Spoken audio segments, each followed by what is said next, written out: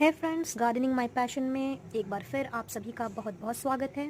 और मैं नेहा आज आपके लिए एक बहुत ही इंटरेस्टिंग जानकारी लेकर के आई हूँ कि किस तरह से हम अपने पीकॉक फ्लावर में या प्राइड ऑफ बारबाडोस भी जिसे कहा जाता है उसे हम सीड्स के थ्रू ग्रो कर सकते हैं।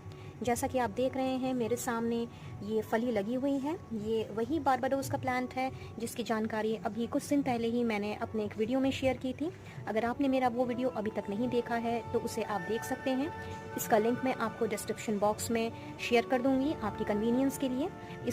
उस वीडियो में आपको इस प्लांट की पूरी जानकारी मिलेगी और साथ ही साथ इसमें जो सुंदर सुंदर फूल खिलते हैं उसके बारे में भी और उसके दर्शन भी हो जाएंगे। यहाँ तो ऑलरेडी मेरे इसी प्लांट का, इस पीकॉक फ्लावर के प्लांट का ऑलरेडी फ्लावरिंग जो है वो ओवर हो चुका है। हालांकि ये एक पेरेनियल प्लांट है और इसमें पूरे साल ही फ्लावर्स खिलते हैं, बट फ्लावर्स जब खिल के झड़ जाते हैं तो इसमें आपको इस तरह की फलियां जो हैं वो लगी हुई नज़र आएंगी। ये तो मेरा बहुत ही एक छोटा सा प्लांट है जो कि आप देख रहे होंगे। मैंने इसे बहुत ही छोटे से पॉट में लगा करके रखा हुआ है, पर ये प्लांट जो है एक तरह से एवरग्रीन श्रब इसे कहा जाता है। और इसकी प्रॉपर ग्रोथ के लिए और इसको और बुशी बनाने के लिए आप अगर इसे ग्रो कर रहे हैं या रीपॉटिंग कर रहे हैं after bringing it from the nursery, तो आपको इसे बड़े पॉट में ही लगाना उचित रहेगा। मैम जब ये प्लांट लेकर के आई थी तो मेरा ये प्लांट काफ़ी छोटा था और ऑलरेडी मैंने इसे तब इसीलिए छोटे से पॉट में ही लगा करके छोड़ दिया था।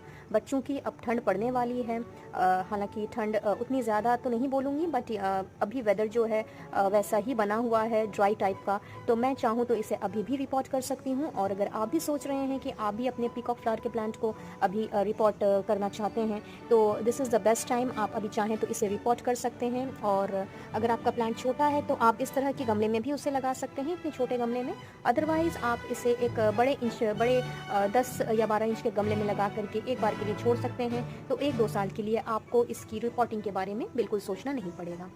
तो चलिए मैं बात करूंगी आज इसी प्लांट के बारे में कि इस प्लांट को आप किस तरह से सीड्स के थ्रू, जो कि आप यहाँ देख रहे हैं, इसके थ्रू आप ग्रो कर सकते हैं। तो वीडियो को पूरा देखिएगा, कहीं से भी स्किप मत कीजिएगा ताकि कोई भी इंपॉर्टेंट इन्फॉर्मेशन आपसे मिस ना होने पाए। और अगर मेरे चैनल में पहली बार आ रहे हैं तो इसे सब्सक्राइब किए बिना जाइएगा मत। सब्सक्राइब करने के लिए नीचे दिख रहे लाल बटन को प्रेस कर दीजिए और उसके पास ही आपको एक बेल आइकन भी नज़र आएगा, उसे भी विद ऑल नोटिफिकेशन ज़रूर से प्रेस कीजिए ताकि मेरे आने वाली वीडियोज़ की नोटिफिकेशंस एंड अपडेट्स आपको इमीडिएटली मिल सकें। जैसा कि मैंने आपको बताया कि ये प्लांट जो है ये बहुत ही प्यारा सा प्लांट है, एवरग्रीन श्रब है, पेरेनियल है और पूरे साल इसमें फूल खिलते रहते हैं। पर चूंकि अभी जस्ट बारिश ख़त्म हुई है तो बारिश के दौरान थोड़ी सी इसकी फ्लावरिंग कम होती है। बट यहाँ पे आप जैसा कि देख पा रहे हैं फ्लावरिंग ख़त्म होने के साथ ही इसमें ऑलरेडी फली लग चुकी है और मैं इंतज़ार कर रही हूँ अब इस फली के पक जाने का, ताकि मैं इस छोटे से प्लांट से और भी बहुत सारे प्लांट्स बना सकूँ। तो चलिए बात करते हैं इसी प्लांट्स के प्रोपगेशन के बारे में। और मैं आपको बताऊंगी कि किस तरह से आप इस तरह की फलियों से सीड्स निकाल करके आप इस प्लांट को इजीली ग्रो कर सकते हैं।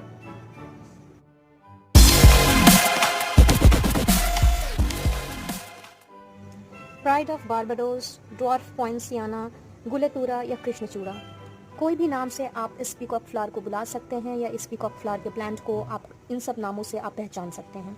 इसके लीव्स जैसा कि आप देख रहे हैं कुछ इस तरह के छोटे छोटे से होते हैं और रात के टाइम में ये सो जाते हैं। जी हाँ, ये रात के टाइम में सिकुड़ से जाते हैं और सुबह होने के साथ साथ ही आप देखेंगे कि कितने सुंदर तरीके से इसके लीव्स जो हैं खुल करके इतना सुंदर रूप ले लेते हैं। और अगर आपने इसको बड़े पॉट में लगा करके रखा हुआ है तब तो बात ही इसकी कुछ निराली है। दिखने में दूर से ये छोटा सा मिनी ट्री लगता है और हालांकि ये उस कैटेगरी का है भी।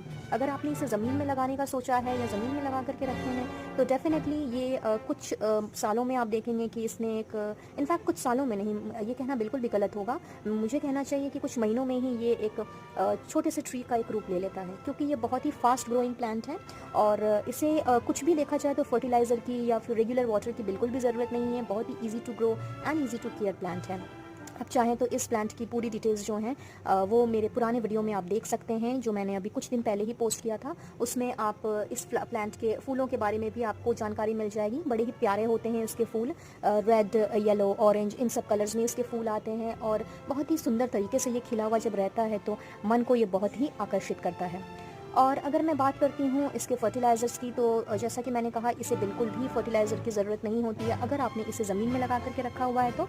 बट अगर आपने इसे पॉट में लगा के रखा है तो महीने में एक बार या 2 महीने में एक बार इसे सिर्फ काऊ डंग मैन्योर या फिर वर्मी कंपोस्ट से आप फर्टिलाइज़ कर सकते हैं। इसे केमिकल फर्टिलाइज़र ना ही दें तो भी इस प्लांट के लिए, इसकी प्लांट की ग्रोथ के लिए सही होगा।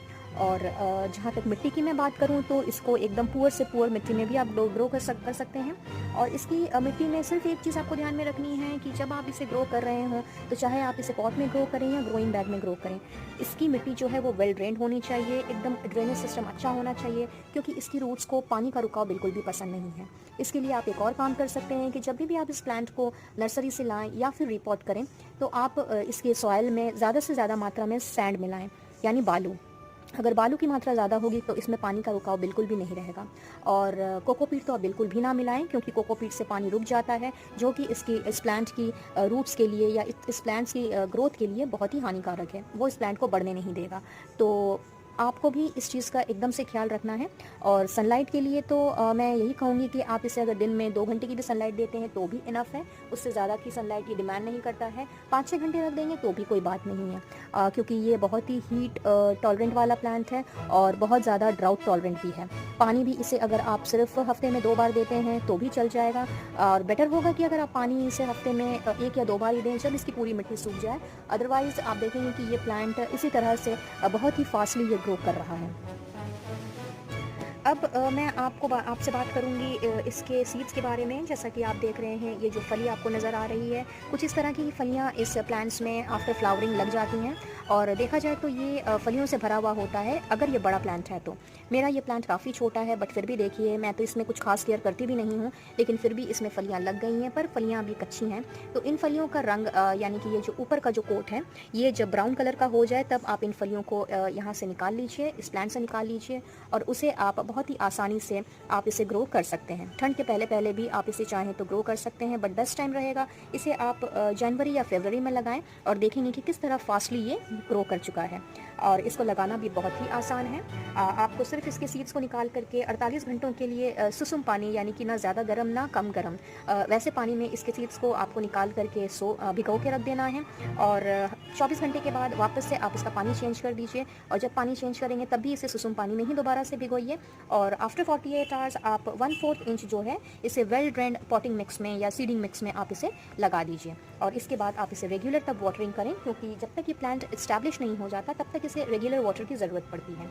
सो एक बार ये प्लांट आपका इस तरह से इस्टेब्लिश कर जाएगा, तब आप देखेंगे कि ये बहुत ही सुंदर सा एक श्रब इस प्लांट से बन चुका है, और बहुत ही अच्छे सुंदर प्यारे ये फूल दे रहा है। और ये फूल कुछ इतने सुंदर और प्यारे से होते हैं, अगर आप देखना चाहते हैं तो गूगल भी कर सकते हैं और मेरी पुरानी वीडियो भी देख सकते हैं, जिसका लिंक मैं आपको डिस्क्रिप्शन बॉक्स में दे दूँगी आपकी कन्वीनियंट के लिए। तो आप चाहें तो वहाँ से भी इस प्लांट की डिटेल्स के बारे में और भी जानकारी प्राप्त कर सकते हैं।